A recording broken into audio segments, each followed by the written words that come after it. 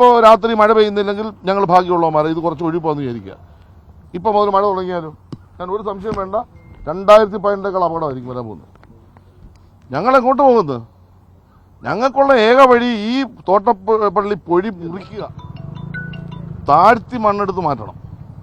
ഇപ്പം തന്നെ നിങ്ങൾ നേരിട്ട് കണ്ടല്ലോ, ഒരാളിൻ്റെ മുട്ടിന് താഴെ മാത്രമാണ് വെള്ളമുള്ളത് പൊടിയിൽ. അപ്പോൾ ഈ ഒഴുകി വരുന്ന വെള്ളം എങ്ങനെ അങ്ങോട്ട് ഒഴുകി പോകുന്നത്? ഈ ഒഴുകി വരുന്ന വെള്ളം ഒഴുകിപ്പോകണമെങ്കിൽ സ്വാഭാവികമായും അവിടെ നല്ല താഴ്ചയിൽ 300 മീറ്റർ വീതിയിൽ മണ്ണ് മാറ്റണം. ഇത് 2019 നമ്മൾ ചെയ്തു. ആ ഒറ്റ കാര്യം കൊണ്ടാണ് ചെങ്ങന്നൂർ 2019-25 വരെ വെള്ളമേ കയറിയില്ല, പത്തനംതിട്ട കയറിയില്ല, തിരുവല്ലയ്ക്ക് കയറിയില്ല. ഒഴുകി വരുന്ന വെള്ളം പോകും. ഞങ്ങൾ എത്ര ക്യാമ്പുണ്ട് നിങ്ങളുടെ അടുത്ത് നോക്കൂ. കഴിഞ്ഞ ഒരു 5 വർഷത്തെ ക്യാമ്പിൻ്റെ കണക്കെടുക്കും.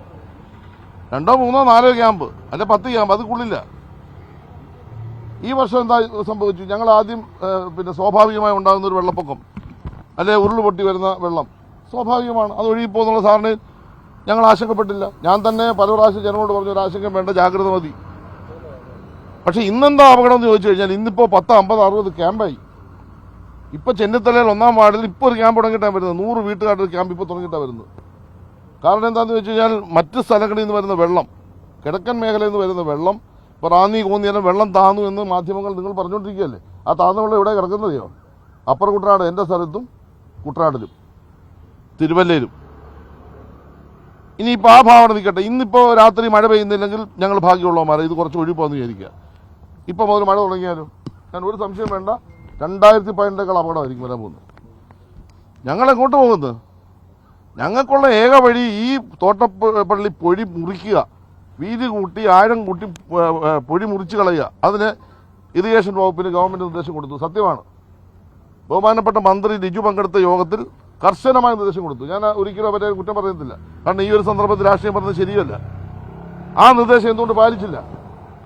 ഇന്ന് ഇറിഗേഷൻ എക്സിക്യൂട്ടീവ് എഞ്ചിനീയർ ഇന്ന് ഞങ്ങൾ പങ്കെടുത്ത യോഗത്തിൽ, മന്ത്രിതല യോഗത്തിൽ ഇന്ന് അദ്ദേഹം പറഞ്ഞത് സ്വാഭാവികമായിട്ട് പൊട്ടിപ്പോവും. ഇപ്പോൾ അത് താഴ്ന്നിരിക്കുക, സ്വാഭാവികമായിട്ട് പൊട്ടത്തില്ല. പൊട്ടാത്തതുകൊണ്ടാണ് 2018 പ്രശ്നം ഉണ്ടായത്. അപ്പോൾ മനുഷ്യനിർമ്മിതമാണെന്ന് പറഞ്ഞ് ആക്ഷേപിച്ച് നടന്നാൽ പോരാ. ഈ പ്രശ്നത്തിന് പരിഹാരം കാണാൻ നമ്മളെന്താ ചെയ്യേണ്ടത്? ടെക്നിക്കൽ സൈഡ് അതിനെപ്പറ്റി പഠിച്ച് റിപ്പോർട്ട് വന്നു. ഇനി രണ്ടാമത്തെ കാര്യം എന്താ? നിങ്ങൾ നേരെ ആ തോട്ടപ്പള്ളി സ്പിൽവേയിലെ അവിടുത്തെ മാലിന്യം കണ്ടോ? ഈ കഴിഞ്ഞ ഒരു 6 വർഷമായിട്ട് നിങ്ങൾക്ക് അങ്ങോട്ട് മാലിന്യം കാണിക്കുമോ? മഴക്കാല പൂർവ്വകാല ഒരുക്കങ്ങൾ കേരളത്തിൽ നടന്നു. ഞാൻ നിയമസഭയിൽ പ്രമേയം അവതരിപ്പിച്ചു LDF-ന് വേണ്ടി. ഞാൻ പറഞ്ഞു MLA എന്ന നിലയിൽ മഴക്കാല പൂർവ്വകാല ഒരുക്കങ്ങൾ നടത്തിയില്ല, നടത്താമെന്ന് ഗവൺമെൻറ്റിന് വേണ്ടി മന്ത്രി പറഞ്ഞു. എവിടെയെങ്കിലും ഈ മാലിന്യം നിർമ്മാർജ്ജനം ചെയ്തൊരു പദ്ധതി ഉണ്ടാക്കി? ഈ കിഴക്കൻ മേഖലയിലെ മുഴുവൻ മാലിന്യവും കടലിൽ വന്ന് ചാടിയിരിക്കുകയാണ്. ഈ കടല് നശിച്ചു പോകത്തില്ലേ? അത് നമ്മളെന്തോ സ്വാഭാവികമായിട്ടും ചെയ്യുന്നത്. മഴയ്ക്ക് മുമ്പ് കിഴക്കൻ മേഖല, ഇടുക്കി, കോട്ടയം, പത്തനംതിട്ട, അപ്പർ കുട്ടനാട് മേഖലകളിലെ മാലിന്യം മുഴുവൻ നമ്മൾ സ്വാഭാവികമായും മാറ്റും, നിർമ്മാർജ്ജനം ചെയ്യും. അപ്പോൾ ഒഴുകി ഇങ്ങോട്ട് വരത്തില്ല. ഈ പ്രാവശ്യം എന്താ സംഭവിച്ചത്? മഴക്കാല പൂർവ്വകാല ശുചീകരണം നടന്നില്ല. നടത്താൻ വേണ്ടി ഞങ്ങൾ പല പ്രാവശ്യം ആവശ്യപ്പെട്ട് നടത്തിയില്ല. അതിൻ്റെ ഫലമായിട്ട് നിങ്ങൾ ഈ സ്പിൽവേയിലോട്ട് പോയി കെട്ടിക്കിടക്കുക, അവിടെ വന്നിട്ട് വെള്ളം ഇങ്ങോട്ട് ഒഴുകുന്നില്ല. അപ്പോൾ 2 തരത്തിൽ വെള്ളം ജലനിർഗമനം നടക്കുന്നില്ല. 1, മാലിന്യ കൂമ്പാരം കൊണ്ട് സ്പിൽവേ അടഞ്ഞു. 2, പൊടി മുറിക്കാത്തത് കൊണ്ട് വെള്ളം പോകുന്നില്ല. ഇന്നും മന്ത്രിയുടെ തലത്തിൽ യോഗത്തിൽ ഈ കാര്യം ഉന്നയിച്ചു. മന്ത്രി ശക്തമായിട്ട് ആവശ്യപ്പെട്ടു, ചെയ്യുന്നില്ല. ഇപ്പം ഈ പ്ലാസ്റ്റിക് മാലിന്യം മാറ്റാൻ ഇനിയും എന്താ ചെയ്യേണ്ടത്? ഈ ലീഡിംഗ് ചാനലിൻ്റെ മുകളിൽ വീതി കുറഞ്ഞ ഭാഗത്ത് നെറ്റിടണം. നെറ്റിട്ട് കഴിഞ്ഞാൽ മാലിന്യം എല്ലാം, പ്ലാസ്റ്റിക് എല്ലാം അവിടെ വരും, കടലിലോട്ട് പോകത്തില്ല. അവിടെ നമ്മൾ ക്ലീൻ ചെയ്ത് മാറ്റണം. ഇങ്ങനെയുള്ള ചില പ്രോസസ്സുകൾ ചെയ്യണം. ലീഡിംഗ് ചാനൽ ക്ലീൻ ചെയ്യണ്ടേ? ഉയവരത്തു നിങ്ങളുടെ ലീഡിംഗ് ചാനൽ എത്രയോ പ്രാവശ്യം പറഞ്ഞു. 2 മാസമായി ഞാൻ പറഞ്ഞുകൊണ്ടിരിക്കുന്ന കാര്യമാണ്. നിങ്ങൾ എൻ്റെ ഫേസ്ബുക്ക് പോസ്റ്റിലും ഞാൻ പങ്കെടുത്ത യോഗങ്ങളിലും ഞാൻ പറഞ്ഞ കാര്യങ്ങൾ കേൾക്കും. ഞാൻ ഇതേ പറയാറുള്ളൂ. കാരണം ചെങ്ങന്നൂരിനെ സംബന്ധിച്ച്, തിരുവല്ലയെ സംബന്ധിച്ച്, കിഴക്കൻ മേഖലയെ സംബന്ധിച്ച് എത്ര മഴ പെയ്താലും ഞങ്ങൾക്കൊരാശങ്കയില്ല. ആ വെള്ളം ഇനി ഒഴുകിപ്പോരും, ഈ കടലിലോട്ടങ്ങ് ചേരും. ഇപ്പോൾ വേലി ഏറ്റമില്ല, വേലി ഇറക്കമാണ്. സ്വാഭാവികമായിട്ട് എല്ലാ വെള്ളവും പോട്ട സമയം കഴിഞ്ഞു. അപ്പം ഞാനിപ്പോൾ പറയുന്നൊരു കാര്യം, ഞാൻ ആരെയും കുറ്റപ്പെടുത്തുന്നില്ല. ഏതെങ്കിലും ഒരു പരാജയം ഉണ്ടായെന്നുള്ള ധാരണയൊന്നും എനിക്കില്ല. എടുത്ത തീരുമാനം നടപ്പാക്കാൻ കഴിഞ്ഞില്ല എന്നുള്ളതാണ് പ്രശ്നം. ആ എടുത്ത തീരുമാനം അടിയന്തരം നടപ്പാക്കണം. ഇന്ന് രാത്രിക്കുള്ളിൽ എന്ത് സംവിധാനമാണോ ഗവൺമെൻറ്റുള്ളത് ആ സംവിധാനം ഉപയോഗിച്ചുകൊണ്ട് പൊഴി മുറിക്കണം.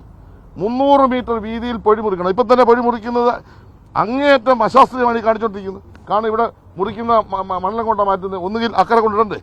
ഇവിടുന്ന് കൊണ്ടുപോകണമെന്ന് ഞാൻ പറഞ്ഞില്ല. അക്കരയോ ഇക്കരയോ സേഫായിട്ട് ആ മണ്ണിൽ സൂക്ഷിക്കണ്ടേ? ഇപ്പം എടുക്കുന്ന മണ്ണിൽ അങ്ങോട്ട് കൂട്ടിയിടുന്നു. ഇച്ചിരി കഴിയുമ്പോൾ വീണ്ടും കടലോട്ട് പോകും. കടലോട്ട് പോകുന്ന മണ്ണിൽ വീണ്ടും വന്ന് ഇങ്ങോട്ട് കയറും. അങ്ങേയറ്റം അശാസ്ത്രീയമായി. ഞാൻ ചോദിക്കട്ടെ, എന്തെങ്കിലും ഒരു ബോധമുണ്ടോ ഈ ചെയ്യുന്ന കാര്യം?